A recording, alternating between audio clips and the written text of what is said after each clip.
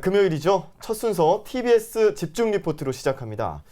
얼마 전 인기리에 종영한 태양의 후예로 다시금 세계적으로 한류 열풍이 불고 있습니다. 드라마의 힘이 얼마나 강력한지 알 수 있는데요.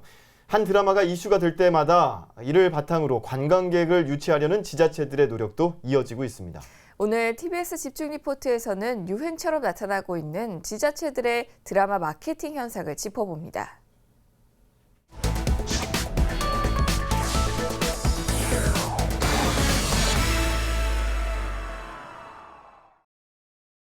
드라마 태양의 후예. 평균 시청률 40%를 육박하며 이른바 태후아리, 태후 신드롬을 일으켰습니다. 지난 6일과 10일, 한강에서는 중국인 관광객 8천여 명을 대상으로 태양의 후예를 주제로 한 삼계탕 파티가 열렸습니다. 드라마에서 주인공들이 삼계탕을 먹는 장면을 활용해 서울시가 마케팅 아이디어로 접목한 겁니다. 한국관광공사는 이번 삼계탕 파티의 경제적 파급 효과를 495억 원으로 추산했습니다. 드라마 응답하라 1988의 한 장면입니다. 극중 동룡의 집으로 등장하는 이곳은 마포구 서교동의 최규하 전 대통령 가옥입니다. 서울시 등록문화재인 이곳은 시의 협조로 드라마의 한 장면을 장식할 수 있었습니다. 역사문화재의 가치에 드라마의 인기까지 더해지니 관광객들은 재미를 느낍니다. 여기 오니까 지금 비슷한 게 되게 많이 있어가지고 생각이 막 나요. 도봉구 쌍문동은 최근 새로운 바람을 맞고 있습니다. 응답하라 1988의 배경으로 나오면서 주목을 받고 있는 겁니다. 도봉구는 최근까지 롯데월드에서 전시하던 응팔 사진 체험전을 구청에 유치해 지역 내 다시 한번 응팔 붐을 일으키고 있습니다. 지역 주민들은 인기 드라마의 배경이 자신들의 고장이었다는 것만으로도 자부심을 느낍니다. 반갑죠. 우리 동네 옆 동네도 방송 타는구나. 그런 거 좋더라고요. 도봉구는 여세를 몰아 쌍문동에 응팔 테마를 입힌 도시재생 사업까지 추진하고 있습니다. 응팔의 쌍문동은 과거형이었잖아요. 도봉구의 쌍문동은 현재 진행형입니다. 따라서 응팔에서 보여줬던 긍정의 에너지가 현재도 작동할 수 있도록 하기 위해서 지금 도시재생 사업과 연관해서 여러 가지 고민을 하고 있고요. 또 서울시의 이 도시재생 공모 사업에 쌍문동이 지금 응모를 한 그런 상태입니다.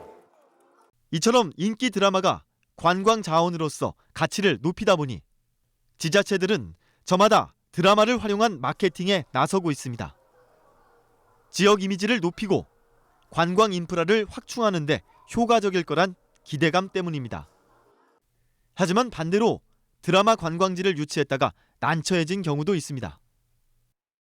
인천시에서 마련한 드라마 별에서 온 그대 촬영지입니다. 지난 3월엔 중국인 관광객 6천 명이 다녀가기도 했는데요. 지금은 어떻게 운영되고 있을까요?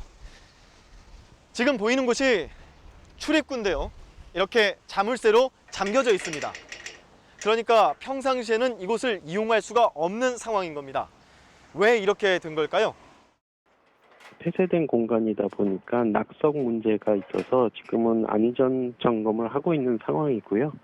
그래서 그 안전거리를 확보를 하면서도 그 컨텐츠 부분은 계속 그 보강해 나가는 쪽으로 지금은 그 방향을 잡았습니다. 아직 이게 어떻게 개발을 할지는 방향은 아직 잡혀 있지는 않은 상황입니다. 인천시는 이곳을 매입하는데 480억 원을 들였고 매년 25억 원의 이자를 부담하고 있습니다.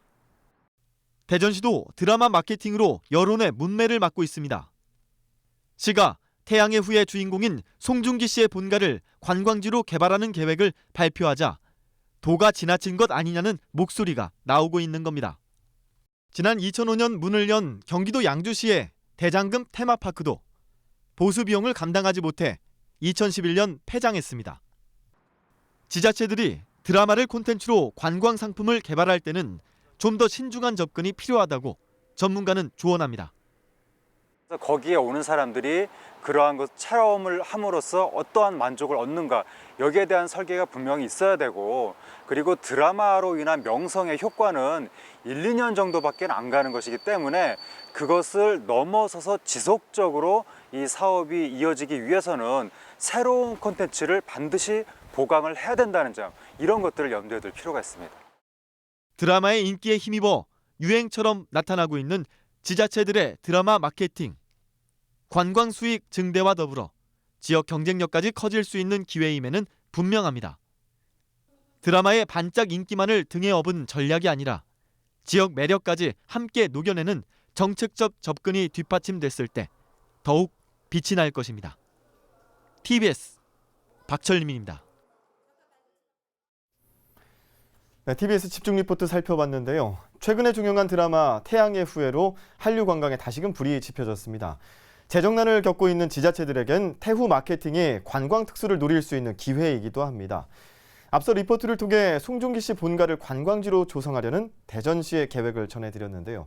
대전시는 3월에 국비 지원을 요청했으나 현재 거부된 상태입니다.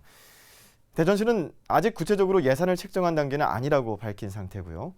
이 외에도 적지 않은 지자체가 경쟁적으로 태후 마케팅에 뛰어들고 있습니다. 태양의 후예 세트장이 있었던 강원도 태백시는 촬영이 끝난 뒤 철거된 세트장을 관광지로 활용하기 위해 다시 지으려는 준비를 하고 있습니다. 태백시는 옛 한보탄광 부지에 있었던 태양의 후예 세트장을 오는 6월까지 복원하기 위해서 협의하고 있다고 밝혔는데요. 총 소요 예산은 20억 원 가량입니다. 현재 1,000억 원에 달하는 빚더미에 허덕이고 있는 태백시이기에 무리한 사업 추진에 대한 우려가 생길 수밖에 없습니다.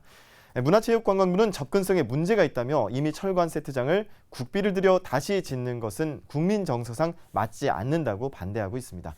이처럼 치밀한 준비 없이 당장의 유행에 편승하려는 지자체들 때문에 눈살을 찌푸리게 되는데요. 이는 오히려 한류 열풍에 찬물을 끼얹을 수 있다는 지적도 나오고 있습니다.